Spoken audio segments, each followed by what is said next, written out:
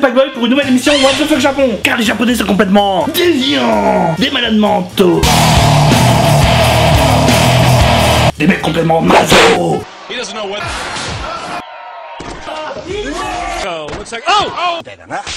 Mais qui peut bien créer ce genre d'émission?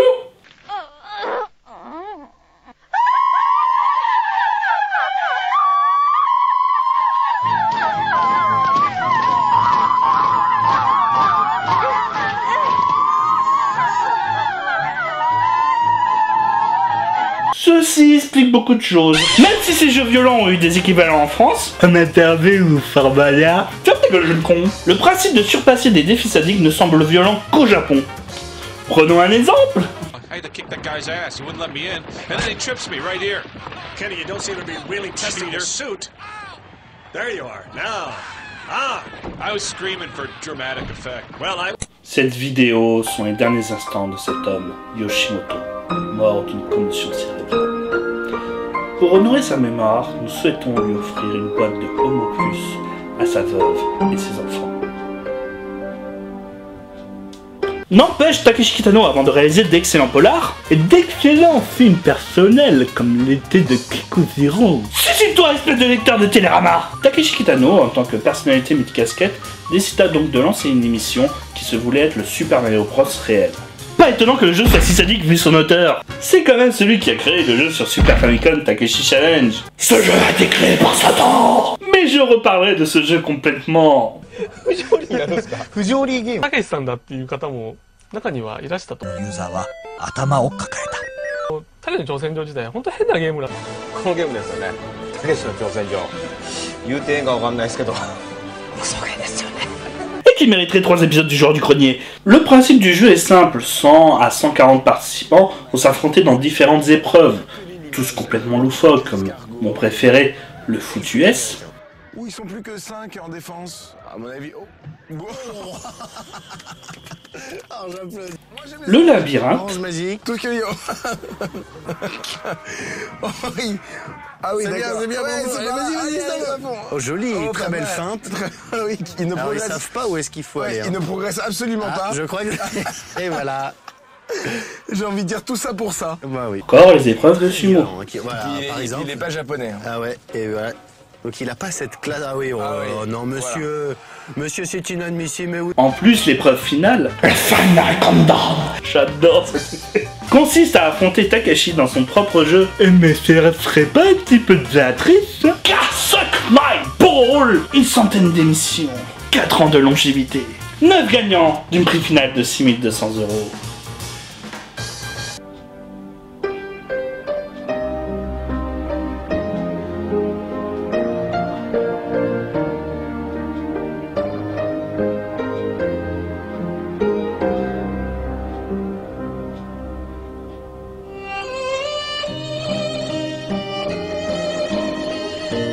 Toutes ces vies brisées, extropiées, humiliées, détruites, violentées pour une somme aussi basse.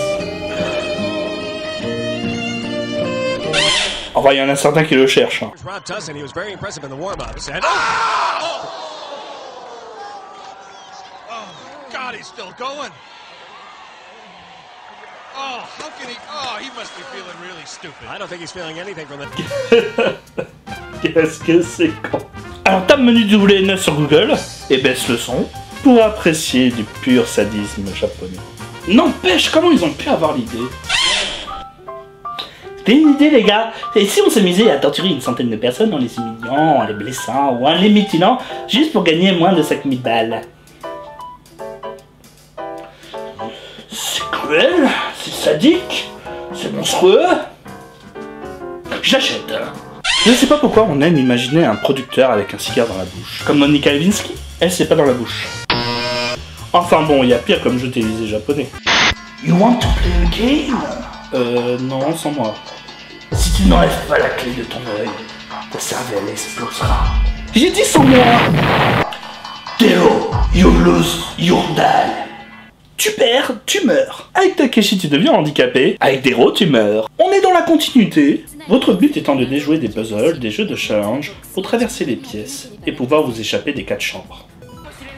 Bien entendu, vu que vous êtes par équipe, vous pouvez décider de vous entraider pour déjouer les puzzle games à toutes les sauces et vous soutenir.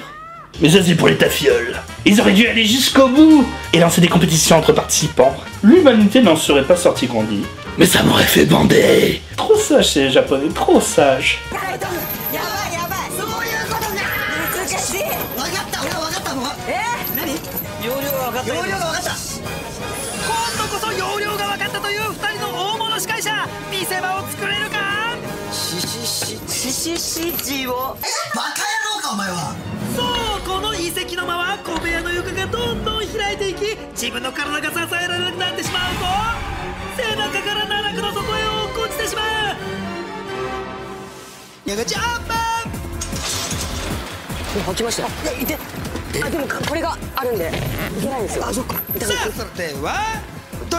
Enfin, après tous ces jeux de torture et de sadisme, on va se détendre un petit peu. Ces masochistes japonais auront eu raison de ma patience. Alors matons un show télévisé, Gaki no Tsukai, qui est une émission humoristique, avec principalement 5 comiques. On va enfin voir une émission sans violence.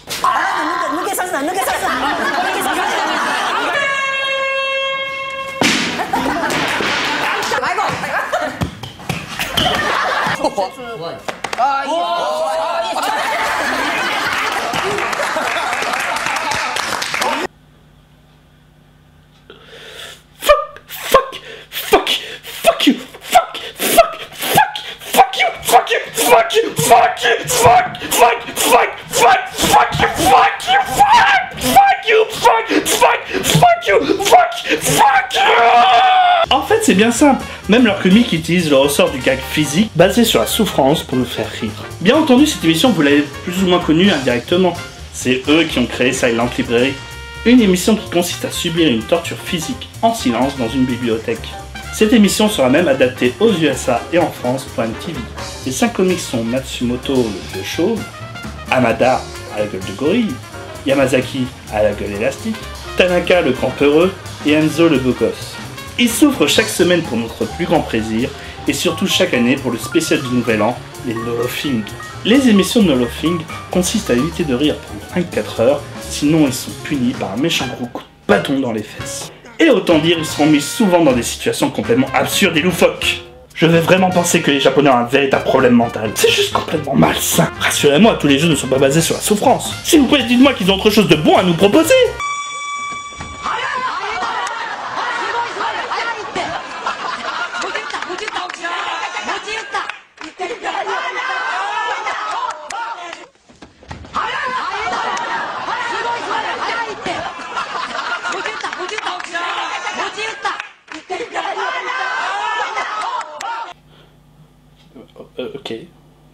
Ok, d'accord.